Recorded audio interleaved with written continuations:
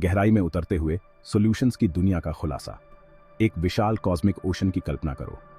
तारे नमक के दानों की तरह बिखरे हुए हैं, लेकिन पानी की जगह इस ओशन में कुछ अजीब भरा हुआ है। यह सॉल्यूशंस का समुद्र है। हम अक्सर सॉल्यूशंस को लिक्विड्स के रूप में सोचते हैं, लेकिन ग्रैंड कॉस्मिक थिएटर में सॉल्यूशंस किसी भी स्टेट ऑफ मैटर में मौजूद हो सकते हैं। वो गैसेस हो सकते हैं, जैसे हमारा अपना एटमॉस्फेयर। वो सॉलिड्स भी हो सकते हैं, जैसे एलॉयज जो हमारे स्पेसक्राफ्ट बनाते हैं। एक सॉल्यूशन एक स्पेशल ब्लेंड है। ये एक होमोजीनियस मिक्सचर है।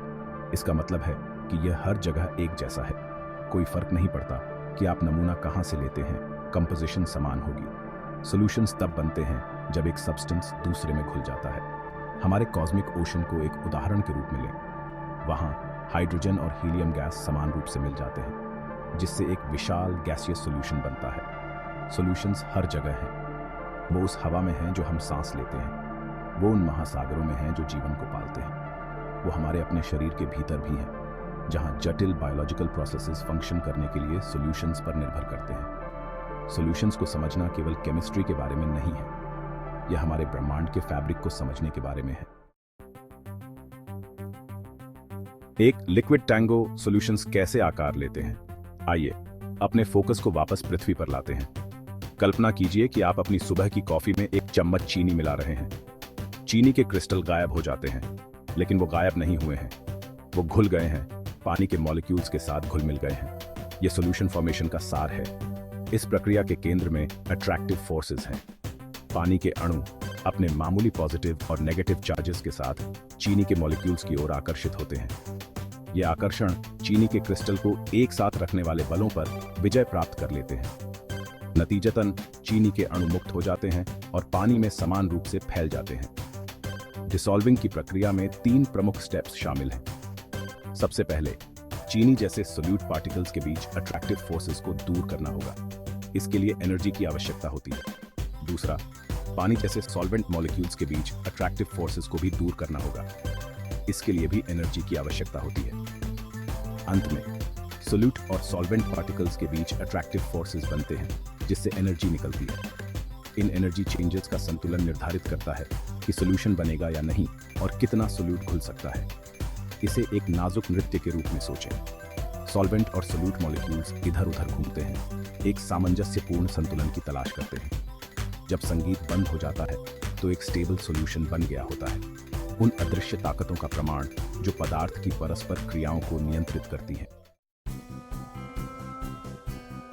मिक्स को मापना, कंसंट्रेशन यूनिट्स एक्सप्लेन्ड। अब जब हम समझ गए हैं कि सॉल्यूशंस कैसे बनते हैं, तो आइए बात करते हैं कि हम उनकी ताकत को कैसे मापते हैं।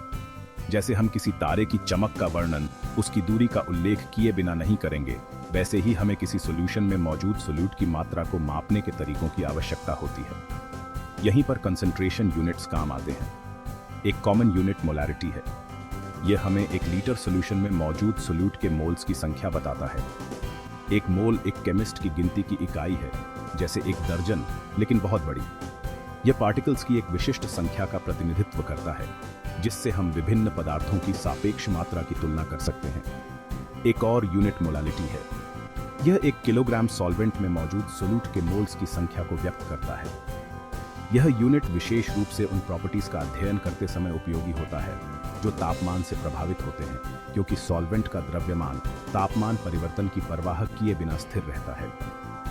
कंसंट्रेशन को व्यक्त करने के और भी तरीके हैं, जिनमें से प्रत्येक के अपने फायदे और अनुप्रयोग हैं। उदाहरण के लिए द्रव्यमान द्वारा प्रतिशत का उपयोग अक्सर रोजमर्रा की जिंदगी में किया जाता है, जैसे बियर में अल्कोहल का प्रतिशत या दवा की सांद्रता। विभिन्न क्षेत्रों में कंसंट्रेशन यूनिट्स को समझना महत्वपूर्ण है।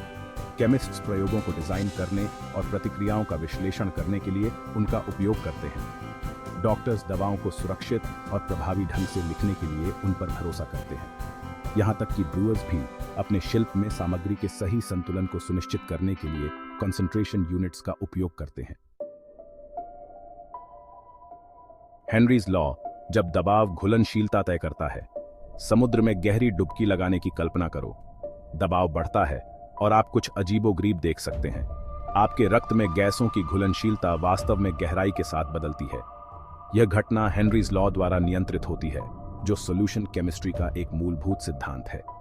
हेनरीज लॉ कहता है कि एक तरल में गैस की घुलनशीलता तरल के ऊपर उस गैस के आंशिक दबाव के सीधे आनुपातिक होती है। सरल शब्दों में, एक तरल के ऊपर गैस का दबाव जितना अधिक होगा, उस गैस का उतना ही अधिक भाग तरल में घुल जाएगा। सोडा की एक बोतल के बारे में सोचो। जब सील कर दिया जाता है तो तरल के ऊपर कार्बन डाइऑक्साइड गैस उच्च दबाव पर होती है, जिससे सोडा फिजी रहता है। हालांकि जब आप बोतल खोलते हैं तो दबाव निकल जाता है और कार्बन डाइऑक्साइड धीरे धीरे निकल जाता है, जिससे आपका पेय सपाट हो जाता है। इस सिद्धांत के विभिन्न क्षेत्रों में महत्वपूर्ण निहितार्थ हैं। गहरे समुद्र में गोताखोरों को अपनी गहराई और उनकी सांस लेने वाली गैस की संरचना की सावधानीपूर्वक निगरानी करनी चाहिए, ताकि डिकम्प्रेशन सिकनेस से बचा जा सके। रक्त में नाइट्रोजन बुलबुले के गठन के कारण होने वाली एक दर्दनाक स्थिति। इसी प्रकार हेनरीज लॉ को समझना पर्यावरण विज्ञान में महत्वपूर्ण है, जहां यह जल निकायों में प्रदूषकों के व्यवहार को समझाने में मदद करता है।